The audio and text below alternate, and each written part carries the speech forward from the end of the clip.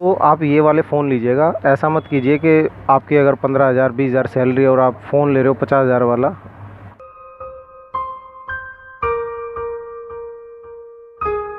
जय हिंद दोस्तों, कैसे हैं आप सब। आज मैं आपको बताने वाला हूं कि बहुत सारे बंदे कमेंट कर रहे हैं कि सर मुझे 15,000 रुपये तक की रेंज में कोई फ़ोन चाहिए या फिर 20,000 की रेंज में कोई फ़ोन बताइए अच्छा सा। तो आज मैं आपको फ़ोन के बारे में भी कुछ बता दूंगा, कुछ एक आधा फ़ोन बता दूंगा, आप खुद ही परचेज़ कर लीजिए। मगर सबसे पहले देखिए, मेरी बात का बुरा मत माना, मैं एक बात बोलूँगा छोटी सी, है ना। हमारी दिल्ली में एक कहावत है, आप भी इस कहावत को जानते होंगे कि जितनी चद्दर उतने पैर पसारने चाहिए। आज के टाइम में ऐसा ही कीजिए दोस्तों। आप अपने एक उसके पता नहीं मैं सही बोल पा रहा हूँ या नहीं बोल पा रहा हूँ, आप बुरा मत मानना बस, कि अपनी हैसियत के हिसाब से हमें मोबाइल फ़ोन ख़रीदने चाहिए। क्योंकि देखिए, मैं मोबाइल रिपेयर करता हूँ, तो अब एक एग्ज़ाम्पल आपको दे देता हूँ। जैसे कि ये S8 प्लस है, एक बंदे ने सेकेंड हैंड फ़ोन ख़रीदा था, ये 8,000 रुपये का।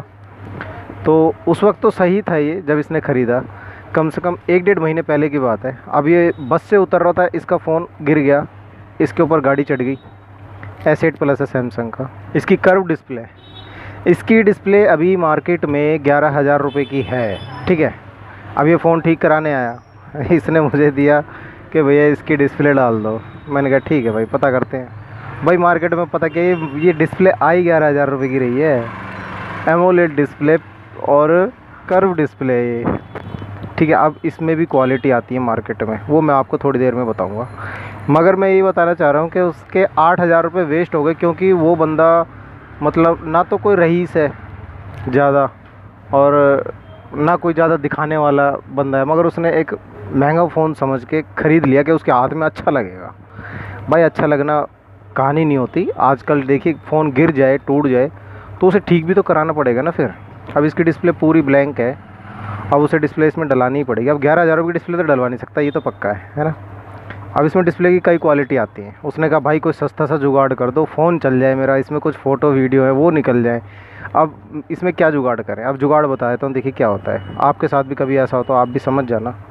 मार्केट में कई तरह की डिस्प्ले मिलती हैं। ये जो कर्व डिस्प्ले होती है ना, जैसे बड़ी मार्केट हो गई, करोल बाग हो गई, दिल्ली में हूँ तो मैं बड़ी मार्केट इसको समझ लीजिए। वहाँ पे कई तरह की डिस्प्ले मिलती है। 3500 रुपये में आपको मिलेगी, जिसमें 2 लाइनें हों, एक दो लाइन समझते हो, ऑन डिस्प्ले में जैसे लाइन आती है ना, ग्रीन कलर की या रेड कलर की, वो 2 लाइन रहेंगी। डिस्प्ले वो ओरिजिनल रहेगी, तो वो डिस्प्ले 3500 रुपये मिल जाती है। उसके बाद 1 लाइन वाली डिस्प्ले मिल जाती है आपको 5,000 रुपये तक की।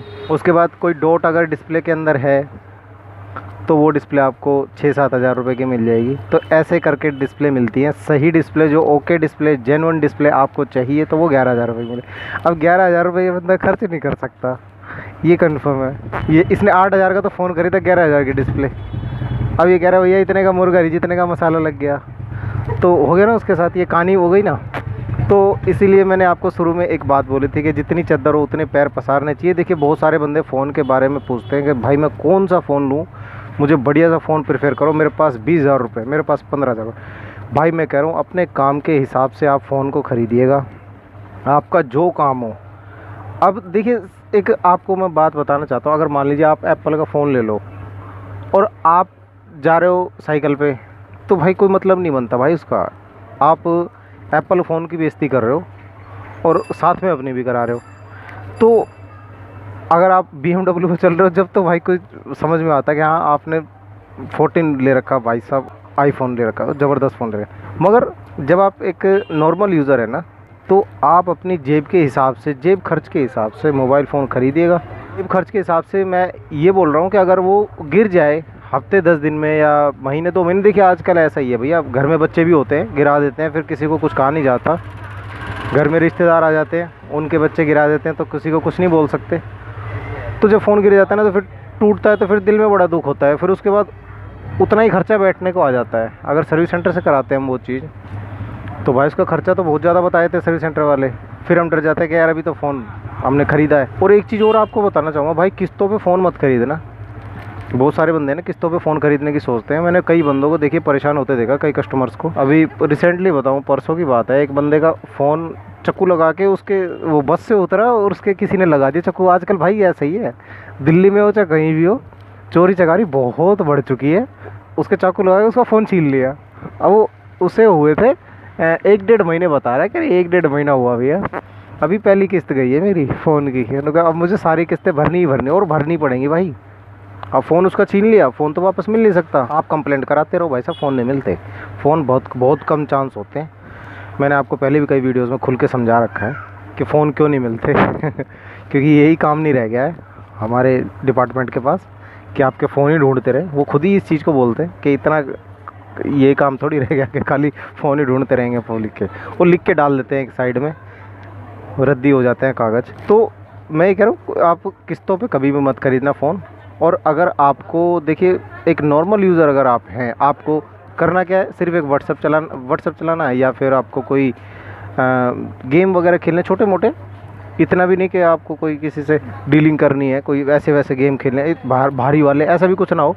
नॉर्मल यूज़र अगर आप हो, आजकल नॉर्मल यूज़र है ज़्यादातर, बस वो दिखाने के लिए लोग ज़्यादा महंगा खरीदने की कोशिश करते हैं। अगर आप नॉर्मल यूज़र हैं तो आप रियलमी का C51 ले लीजिए। ये आज ही फ्लिपकार्ट पे आप देख लीजिए, इसमें आपके पास ऑफ़र हो तो वो देख लेना, SBI वगैरह का कार्ड जो होता है उसके थ्रू और सस्ता पड़ जाता है, वो 2000 रुपये का ऑफ़ हो जाता है उस पर एक्स्ट्रा।